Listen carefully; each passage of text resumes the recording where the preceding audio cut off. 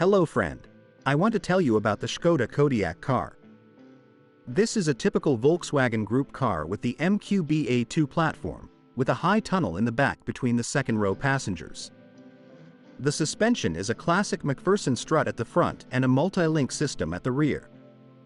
An option, and in some versions standard, is the DDC variable damping suspension. The power steering is electric. The drive is provided exclusively by 4-cylinder engines placed transversely under the hood. Torque is delivered to the front wheels or both axles.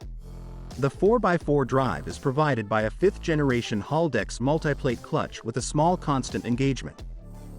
The rear axle can receive practically 100% of the torque with the clutch fully engaged. Driving in difficult conditions is made easier by the ELD system, electronic limited slip. The car copes surprisingly well with off-road driving, but it should be remembered that it is large and easy to damage the body or chassis. For each Kodiaq equipment version, you could order an off-road package, including additional protection for the engine, suspension, brake and fuel lines and additional protective elements. The number of engines is quite large for a car produced in this period. The range of petrol engines was opened by the 1.4 TSI with 125 or 150 HP installed until 2018. Then, its place was taken by the 1.5 TSI variant with 150 HP.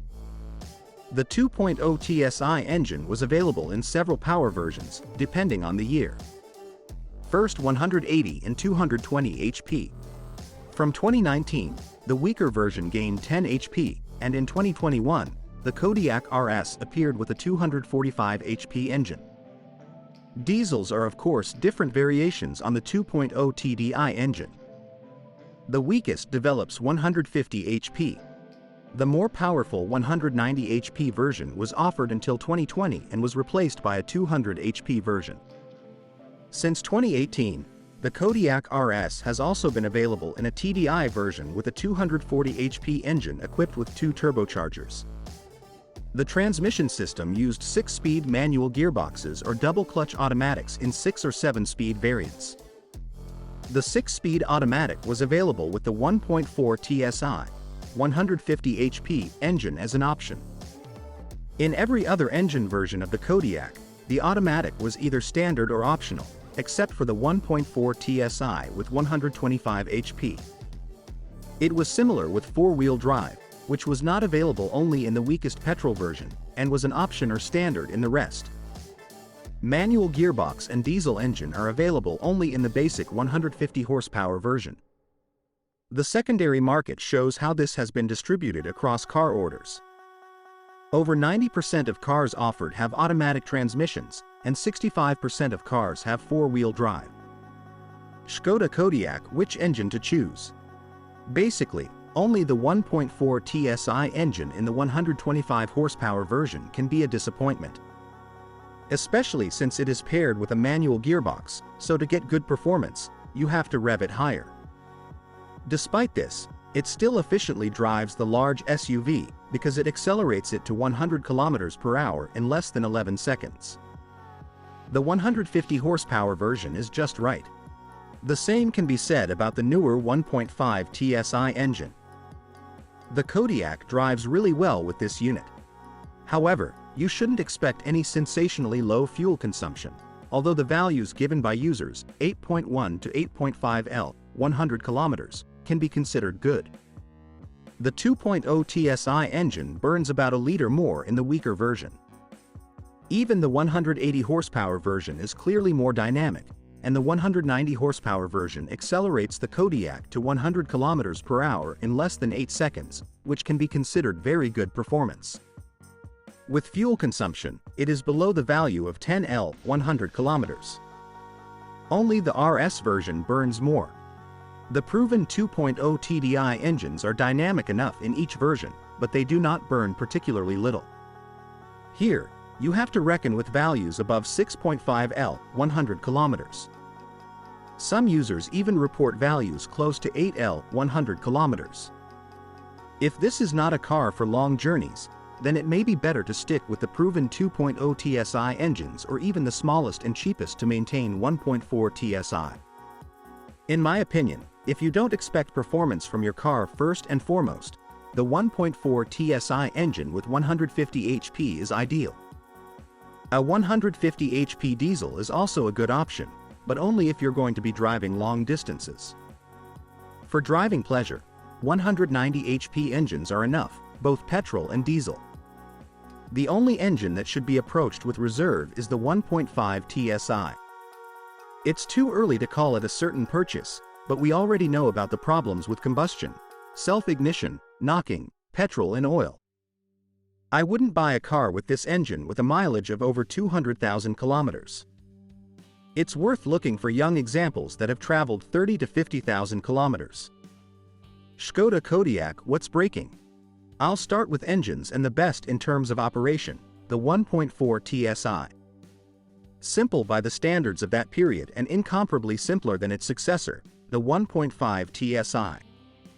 Practically up to about 300,000 kilometers, it does not require any interventions apart from basic service, provided that the quality and condition of the oil are taken care of.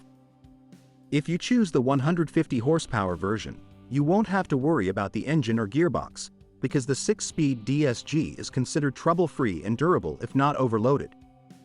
Regardless of the gearbox choice, this unit is always accompanied by a dual-mass flywheel, like any of the others.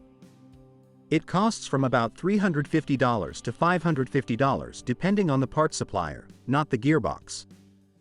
The newer 1.5 TSI unit has not shown any major faults so far, although there are reservations about the way it works and the excess petrol that accumulates in the oil. This unit has a system that shuts down 2 cylinders from work at low loads, works in the Miller cycle, also has a GPF filter and is praised for its good fuel consumption to performance ratio, but according to user reports it is no more economical than the 1.4 TSI. A very good choice is the 2.0 TSI engine known to mechanics, which rarely has problems in this generation. If the car has a mileage of over 150,000 kilometers, it is worth having the timing chain checked at a workshop. Misfiring may also occur as a result of faulty ignition coils or their incorrect grounding. The black sheep of diesel engines is the most powerful one with double supercharging. It is not a bad design, but in the case of the need to replace turbochargers, the cost is much higher. Remanufactured parts, sold as a turbocharger and manifold module. Diesels are generally durable and, if properly serviced, will easily cover 300,000 kilometers, and if you don't skimp on repair parts, twice that is also within reach. The same cannot be said about the 7-speed DSG automatic transmissions. They experience clutch control failures, which often result in replacing the entire mechatronics. Problems often appear even before reaching 100,000 kilometers. In many examples for sale, you can see damaged paint on the front end, especially on the bonnet. This is the result of using a thin coating. Fortunately, such damage does not have any further consequences beyond aesthetics. Also, steamy headlights are not an isolated problem, but almost standard on humid days or shortly after washing the car. A strange phenomenon is the cracking of the rear window. It happens suddenly, often at low temperatures and without external interference or contact with a foreign body. Problems related to the proper operation of safety systems such as adaptive cruise control, blind spot assistant or braking assistant are widely known. Authorized services can handle this, as can independent services. Importantly, diagnostics related to electronics should begin with checking the condition of the battery, and ideally with charging it. Often, the problem disappears on its own after charging or replacement. Thanks for listening to me. Don't forget to subscribe to the channel and rate my video. If you know any problems with this car that I didn't mention, be sure to write about them in the comments.